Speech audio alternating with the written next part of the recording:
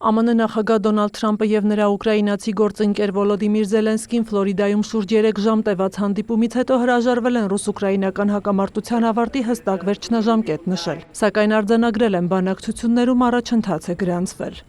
Մենք հրաշալի հանդիպում ունեցանք, բազմաթիվ հարցեր քննարկեցինք, կարելի է ասել անդրադարձել ենք հարցերի 95%-ին, մենք մեծ առաջընթաց ենք գրանցել պատերազմն ավարտելու հարցում։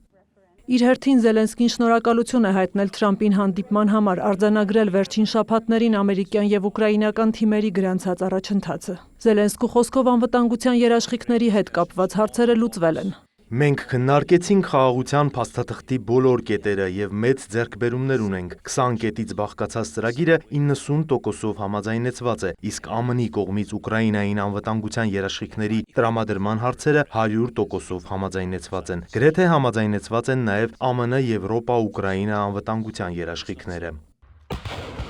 Միևնույն ժամանակ դեռևս կան խնդրահարույց կետեր, դրանցից մեկը տարածքների հարցն է։ Դոնբասի 90%-ը Զապորոժիեի եւ Խերսոնի մարզերի 75%-ը գտնվում են Ռուսաստանի վերահսկողության տակ։ Մոսկվան ցանկանում է, որ ուկրաինական զորքերը հետ քաշվեն Դոնբասի այն հատվածներից, որոնք դեռ գտնվում են Կիևի վերահսկողության տակ։ Ըստ Ուկրաինայի այդ հատվածը կարող է վերածվել ազատ տնտեսական գոտու։ Այս հարցի շուրջ ըստ Թրամփի դեռ համաձայնություն ձեռք չի բերվել։ Այդ հարցը լուծված չէ, բայց լուծումն ավելի է մոտենում։ Սա շատ բարդ հարց է, բայց կարծում եմ մենք այն կլուծենք։ Մեկ կամ երկու շատ խնդրահարույց, շատ բարդ հարցեր կան, բայց կարծում եմ մենք առաջ ենք ընթանում։ Սա մեկ օրում կնքվող համաձայնագիր չէ։ Իր հերթին Զելենսկին հայտարարել է, որ պատրաստ է խաղաղության համաձայնագիրը դնել հանրաքվեի, սակայն դրա համար նախ հրադադար է հարկավոր։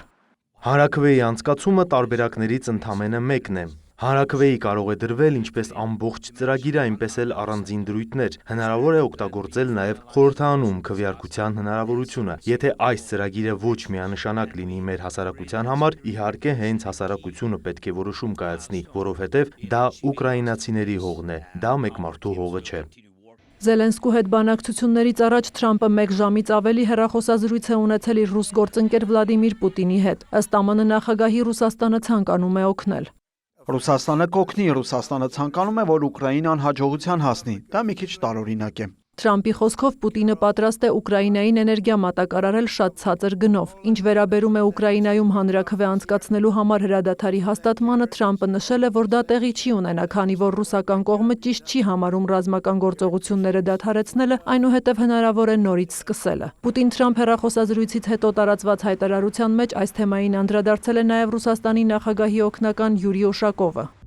Ռուսաստանի եւ Միացյալ Նահանգների նախագահներն ընդհանուր առմամբ նման տեսակետներ ունեն ուկրաինացիների եւ եվրոպացիների առաջարկած ժամանակավոր հրադադարը հանրաքվեի նախապատրաստման կամ այլ պատրվակներով միայն կձգձգի հակամարտությունը եւ ռազմական գործողությունների վերսկսման վտանգ է պարունակում։ Դրանց վերջնական դադարեցման համար նախ առաջարկավոր է, որ Կիևը կայացնի համարձակ պատասխանատու քաղաքական որոշում։ Հաշվի առնելով առաջնագծում զարգացող իրավիճակը ուկրաինական վարչակազմը լավ կանի Դոնբասի վերաբերյալ որոշում կայացնի առանց հապաղելու։